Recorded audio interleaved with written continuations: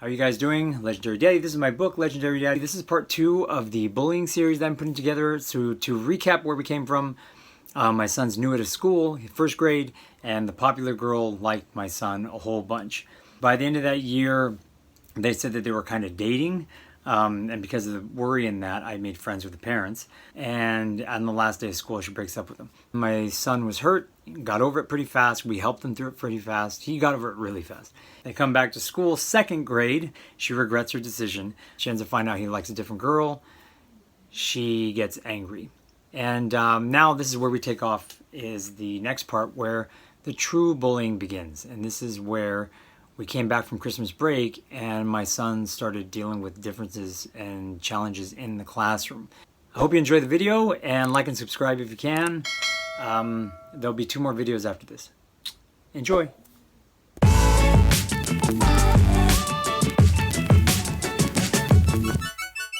Second grade, midway through second grade, probably when he came back from the Christmas break, that's when the bullying began. Now describe to me the bullying. Try not to say any names still. The bullying was social and verbal. Okay. Mostly. And some Was of it it physical? Yeah, some of it was physical. Okay, so let's start with the verbal, social. Go ahead. The girl, she used to go around and tell people that were okay with me and hung out with me not to be my friend. So, yeah, she was spreading that around, spreading rumors and saying bad things about me. And that was really kind of like, it wasn't good. It wasn't good, like, at all. Like, I felt kind of wrong. Why do you think they listened to her? They listened to her because she's overpowering and popular, and she's really, like, strong with her words, and she's kind of scary in a way. They were afraid of her. Yeah, they were afraid of her. When we came back from that Christmas break, his second grade year, we came back and the teacher wanted to pull me aside after, first month of January. She's like, I'm really having problems with your son.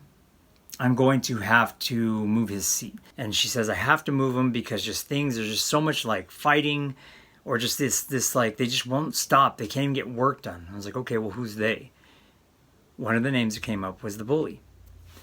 So I didn't want to say things. So maybe you can think about this too, because I was trying to keep things cool and people believe like we should let the kids kind of work it out. That doesn't work a lot of the time.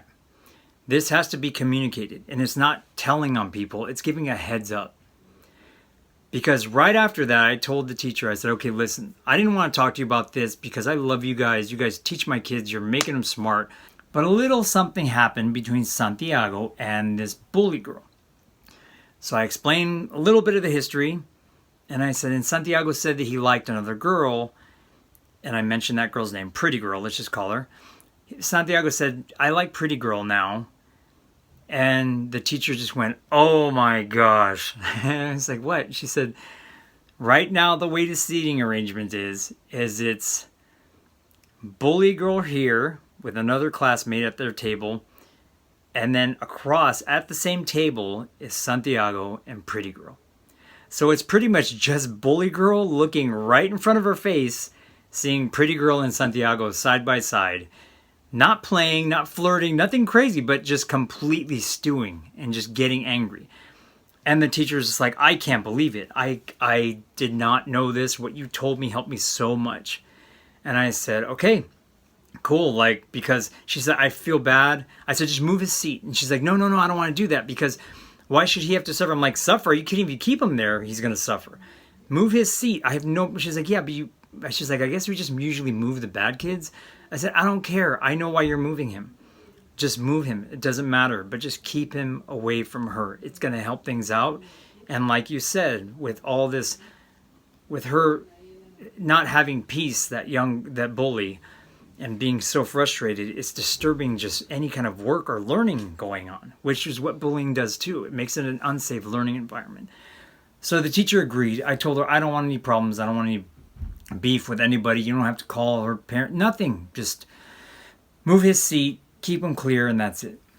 Now let me share real quick that during February, March, April, it was getting bad where Santiago was getting like anxiety. The girl was trying to always get him in trouble. She was trying to get people who would play victim to say that Santiago was the reason why they were suffering. Now let's tell the teacher. Or she even tried to get kids to come and tell me that Santiago was misbehaving. One day that happened when I arrived. I can see the bully girl, and she was telling the girl, like, go tell on him, go tell on him. And she said, no, tell his dad. His dad's right there. He'll get in trouble. And I saw Santiago, and he was super stressed. I mean, 8 years old? And I looked at him and I was like, are you okay? And we went out to the front of the school, and he just started crying. And explained to me what was going on how this girl was trying to get him in trouble, and he just couldn't take it. It was getting bad, and I had to talk to the teacher and explain during parent-teacher conferences, like, listen, I have an issue. And this issue is I'm finding that with this young girl, the bully, we're having some big problems here. The teacher explained to me about how the bully's mom was a bully herself. She said she comes into the meetings when we're supposed to be talking about her child, and she pretty much just runs the conversation, asking me if I know protocols about this and that for the school district. If I know that, and she does that to waste the whole 15 minutes of allotted time and then walks out, and they don't even discuss her daughter. So the teacher was aware that this mom was manipulative, and she explained too that the dad, who I use the word coward, but the truth is he is, because he would just always sit back and let the ex-wife do whatever she was going to do and never said anything. And the teacher also confirmed that. You know, one playing the victim, one being the bully. They're divorced, but the parent is still being a bully now to other people. It was really tough, but all this stuff was landing on us. You know, I mean, I'm doing my best to make sure that I'm doing a great job for my kids, and the stuff landing on us was really difficult. Was there anybody who stood up for you? Yeah. The bully was going up to this girl, and she was whispering stuff in her ear, and then she was like saying stuff to her about me, and then the girl said, "Can you just stop?" And then she like walked away. And then what did you do after that? And then after that, I asked the girl if she was talking about me, if the bully was talking about me, and she said yes. So that's why we say that, you know, it's not assumed that she was talking about you. Yeah. Kids confirmed it. And we were really happy with that young girl.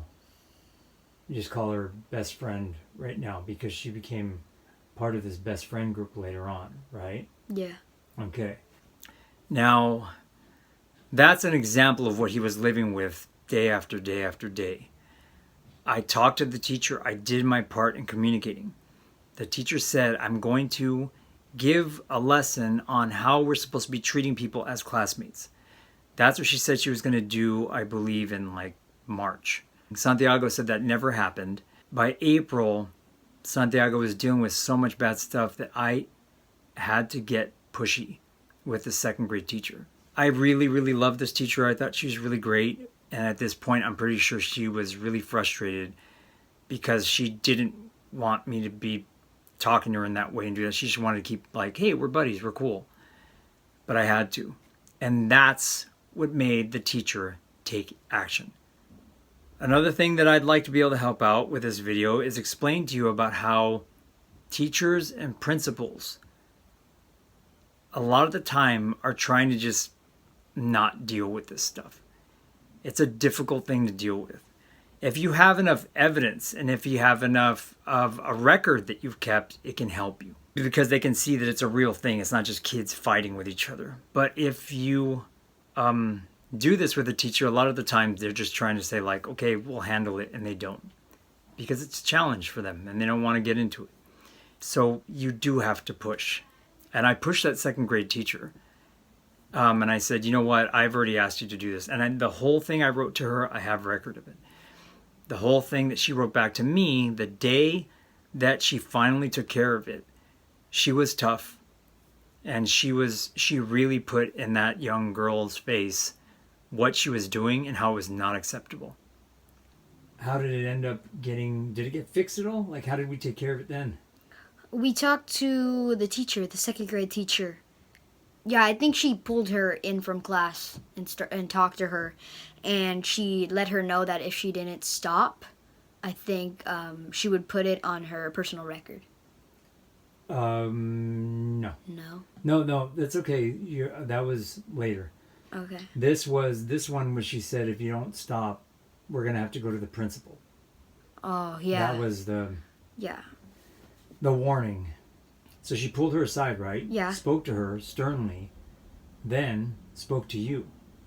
What did the second grade teacher, ask you? I don't remember. She pulled you aside. I have record of it all. She said after she talked to this girl, the bully, she talked to you and said, I talked to her. I told her she's not supposed to treat you that way. She's not supposed to do that. And she asked, what do you want out of this? And you said, I just want it back to the way it was. I don't want any problems. I don't want her getting in trouble. I don't want anyone getting in trouble. I just want it back to the way it was, where we can all just kind of hang out and play and be cool, you know? And then I believe she pulled in the bully after that and said, this is what Santiago said. Can you do that? And the girl agreed, like, yes, I can. And my son's answers, I didn't tell him what to say. He just said, like, I just want things to be back the way they were. We're friends. Everyone's hanging out and just having fun. I was really proud of him. And from what I remembered, April, May, and into June, by the end of the year, that everything smoothed out quite a bit for the rest of that second grade year.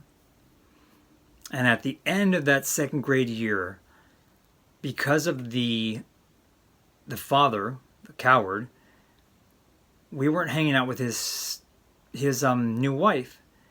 And I never really got to explain it to her why, and I didn't want her to feel that we were just not being friendly with her. So when I had the opportunity, probably the first week of summer vacation, I ran into her and I explained, I said, you know what, my wife and I don't do that to people. I said, but I'm pretty sure that you don't know what's happening with your daughter. Has she told you about this, about that, about this, about that? And the stepmother said, no, I didn't know any of this was going on. I said, okay.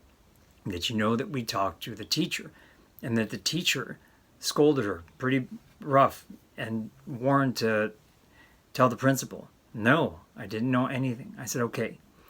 I said, it's been very frustrating because we like being friends with you. We liked hanging out, and I know it must be a really difficult dynamic with being the stepmom, but this is the reasons why. You probably haven't seen us around, and I don't want you to think that we're like ghosting you or just not going to be friends with you ever again because we're mean. We're just, this is the situation. If we can get things back to normal again, I would love to. I'm totally fine with that. Just my son's been having a really rough time because of your stepdaughter. So that ended second grade year. So I hope you guys liked the video. I have 2 more coming out. The next one will be coming out shortly. It has to do with going into quarantine and during that time and doing remote learning. When it comes to the parents, a little recap on what you just saw. The friendship ended with them. I really wanted to stick around. I really pleaded with that stepmom and told her, like, I'm being honest with you. I'm not being mean. I'm not trying to get your stepdaughter in trouble. You got to see the full picture of what's going on here. And I can't have my son around this stuff. And we still want to be friends. Maybe there's something you can talk. I mean, it's like pleading with people to handle this, to take care of the bullying and step in. And stepmom did not. She took husband's side, and then later on down the line when it came to lying like he was doing, she did the same things. She turned a blind eye to it and just supported her husband. I can understand that. I can understand how a married couple will do that. And bully mom, when it comes to her, I don't think I mentioned it, but I met her before her daughter started bullying my son, or they both started to, and I really liked her. I thought she was a pretty cool, tough mom. I really respected her. And I saw that the dad was not like that at all, and he would be really sweet with his daughter, and she'd just run over him. But the mom told her what to do, and she would do it. And that was pretty cool. I really, really respected bully mom. But after the bullying started, it was really interesting to me because she ran away. She never confronted me. In all these years, has never confronted me and said, like, your son is that, or stop doing this to my daughter, nothing. But she's sent people to do it to me. She tried to get other people against me. And that's the funny and very interesting thing I noticed doing these videos, is that her daughter did the same thing to my son. So, pretty crazy. In the next video, I hope you like it. It shows how bullying can even continue online, and how when it is actually taken care of, your child can just completely kick butt in school. Because that's happened to my son. The bullying got taken care of again in 3rd grade and 4th grade, and he completely just did amazing work and astounded the teachers, everything, and that's because he was away from the bullying. So if you can, like and subscribe, keep your eyes open for the next video, and I'll be dropping it soon. Peace.